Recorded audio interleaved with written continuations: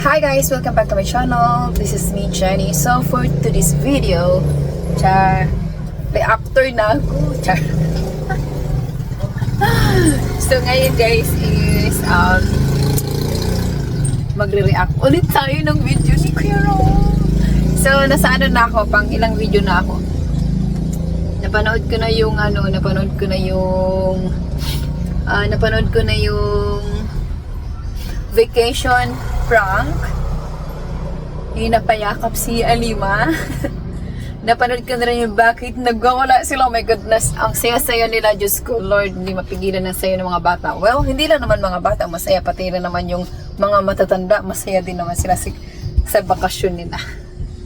So, ayan, tapos na akong manood sa bakit mga nagwawala sila. Tapos, dito naman tayo manood sa ang ganda makita uniform ng mga batang Afrikano. Yan.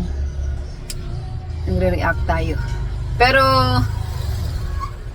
hindi naman kasi talaga ako, hindi naman ako expert sa reaction, whatever, blah blah. Wala lang, natuwa lang ako share na nanonood ako dito. Bugs na talaga ako. Wala na ako masyadong tulog.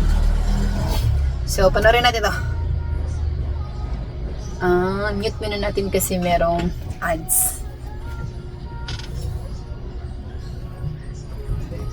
So, wait natin matapos yung ads kasi sa ads kikita si Kuya Raul. Kailangan kasi wag natin i-skip ang ads para sa mga bata. Well, hindi lang naman para sa mga bata kundi para din sa pamilya ni Kuya Raul. Kasi nga, hindi na nagtatrabaho si Kuya Raul, so kailangan din niyang kumita para sa pamilya niya. So, yung YouTube niya, kikita siya para sa pamilya niya at para din sa mga taong tinutulungan niya, lalo na sa mga batang taga-Equatorial Guinea. Diba? Ginyana, Ginyano, Ginyan. Basta yun na yun. May na ba yung boses ko?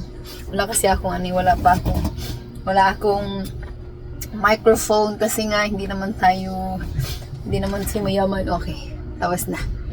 I-ano natin ang sounds. Mag-sounds na tayo. So, hindi ko pinapakita ang video kasi para hindi nakakahiya. Kay Kuya Ram. She don't like jogging pants. You know where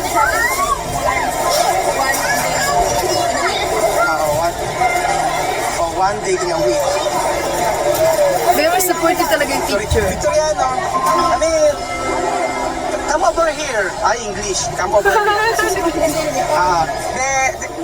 Size, the taya. Size, taya. Ayan o, dito. Alam niyo si Misma. Maganda si Misma. Maganda yung mukha ni Misma. Para talaga siyang Barbie. Sabihin na naman yung iba dyan, puro daw maganda ang comment natin. Ano ba gawa nyo? Inagandahan nga kami. Alam, sabihin namin na mapangitan kami kahit nagagandahan kami. Grabe naman. Kasi may nag-comment kay San, sabi niya, lahat na lang ng mo, maganda. Natural! Alam nga, sabihin ko pangit. Maganda-gandahan ako eh. Kaya nga sinishare ko sila palagi kasi nagagandahan ako sa kanila eh. Oo. Play natin ulit ang sounds. This one is for you. This one. Yeah.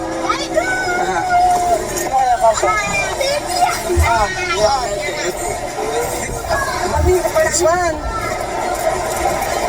This one. No? Okay, about Sophie. For Sophie. Sophie, Sophie,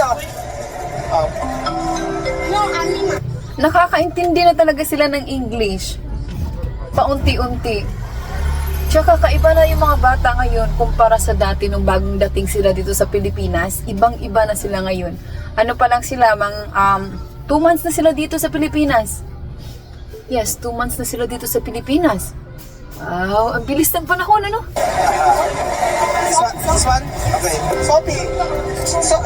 Sophie, the same with Alimang?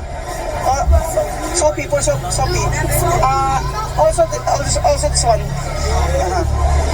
No, I said for Sophie. Para edukasyon fisika. Para edukasyon fisika. No, edukasyon fisika. This Pag-PE. one for you. Kalima. Pag-PE. Miss Man, no? Kontade. Yes.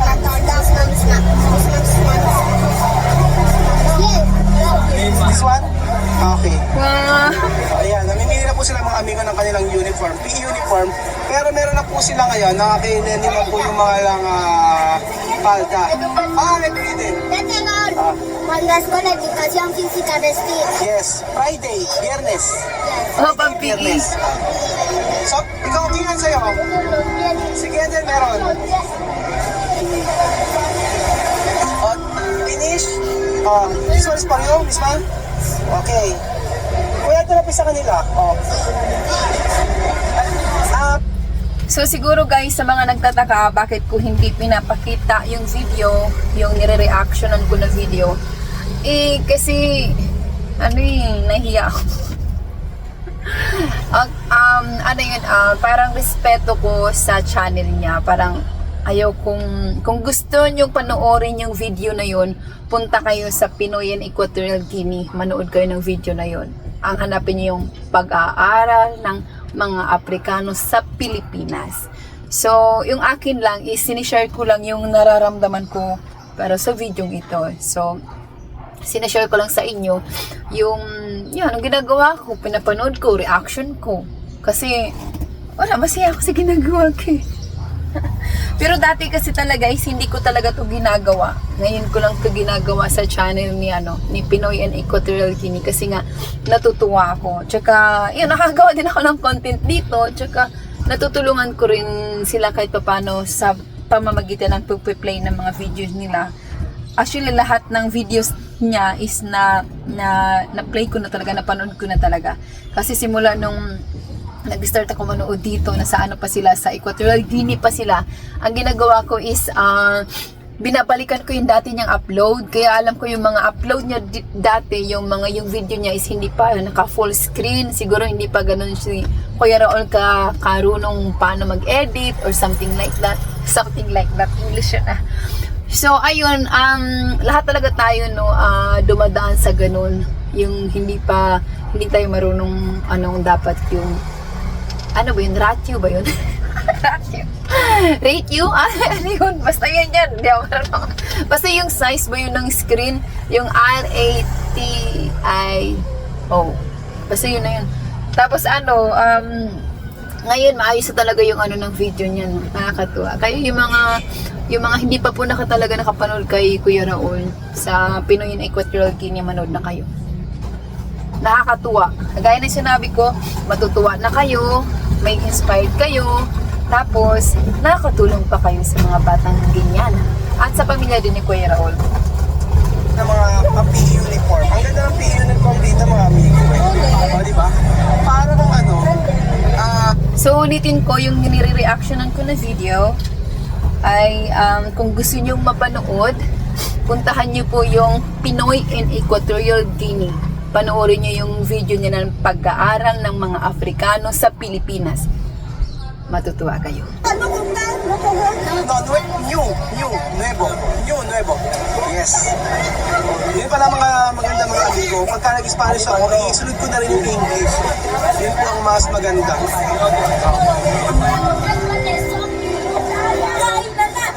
No notebook. Uniform. Yan.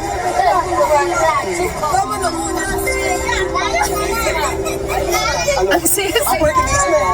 Ang kulit.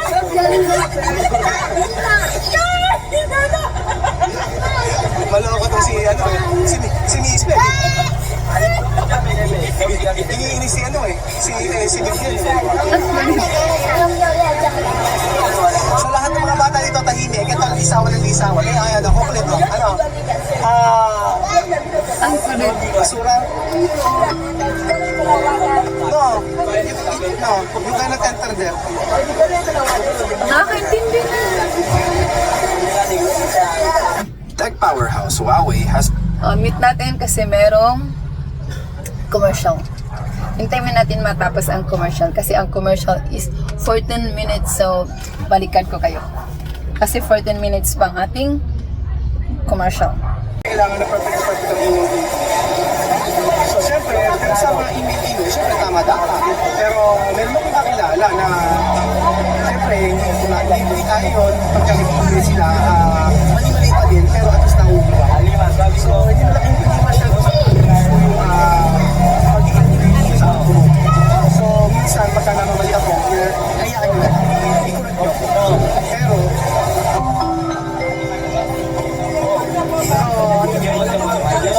masaya tayo ano tayo sa gym. Meron pang nagpako. Pero at least aircon dito. Meron pang electric fan. Ako ulit tayo. Ulit yung lisawan ng lisawan. Sige, hindi mo sinisip.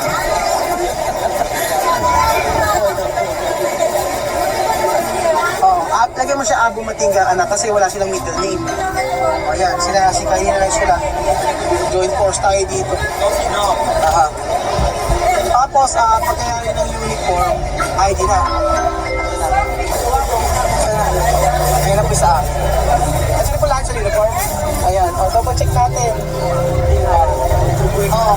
Aura, Estodep. Nakakatuwa talaga, no? Si Kylie, very supportive din siya sa papa niya. Tsaka si Lenlen, ako, napakabait ni Lenlen, very supportive. Si Kian, busy. Nakakatuwa. So sa mga nakukulitan sa mga bata ngayon ng anak ni Chamame, normal naman sa bata talaga na na ganyan makulit minsan, tapos may ugali minsan. Hindi naman kasi talaga natin masisisi mga bata kasi mga bata di ba, tayo din naman may mga ugali din naman tayo. Intindihin na lang natin sila. Tsaka matututo rin yung mga yan. Kasi mga bata pa naman yan tsak matututo yan. Ngayon, hayaan muna natin silang ganyan kasi first time naman talaga nila nakaranas ng ganitong buhay na napaka-easy na buhay nila. Lahat meron sila. Ang swerte no, kahit na wala silang tatay na tunay na tatay, meron naman silang tatay Raul na very supportive na lahat ng kailangan nila binibigay. Ang swerte nila sa isa't isa. Maswerte yung Matingga family sa Francisco family. Maswerte sila sa bawat isa. Maswerte sila sa bawat pamilya nila. So ayun guys, nakabili na sila ng uniform, uniform. So abangan natin yung first day ng klase nila. So sa mga hindi pa po nakasubscribe kay Kuya Raul sa Pinoy in Equatorial Guinea, mag-subscribe na kayo at subaybayan yung buhay ng Matingga siblings. Matingga siblings ba? Abangan niyo yung mga anak ni Chamame na matutong magsalita ng English at Tagalog. So yan, excited na ako. Pero alam niyo yung pag-aaral talaga yan talaga yung susi. Yung pag-aaral, yan yung pag nakatapos ka, yan talaga yung susi ng magandang kinabukasan. Pero minsan din naman meron namang iba na hindi nakatapos pero gumanda rin yung kinabukasan nila kasi naging matalino sila sa buhay. Ginamit nila yung utak nila, nagnegosyo sila, talagang inisip nila yung paano umangat yung buhay nila kahit na hindi sila nakatapos sa pag-aaral. Pero mas maganda pa rin yung meron kang pinag-aralan kasi iba pa rin yung meron kang natapos bago ka maghanap ng trabaho or mag-start ng sarili mong negosyo. Mas maganda talaga yung meron kang natapos. So yun guys, hindi ko pa nakikita ang video sa nire-reactionan. Tama ba ako? Basta yun.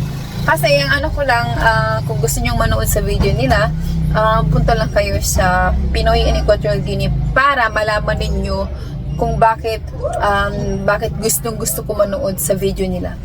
So like I said, English yun na. Gustong-gusto ko talaga sila at saka sinasubaybayan ko talaga yung buhay ng mga batang Matingga. Ay, diba? So, ayan.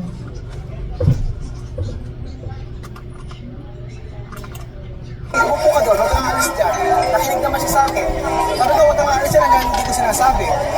Dahil umalis, halina upo. Tapos ito, may mga pamusit na kapatid, yan yung mga ugali. Ang kukulit yun. Excited. Ay, nako. Yung mga mukha nila talaga, excited talaga silang pumasok sa school. Oh my God. Excited talaga sila. Sino gusto?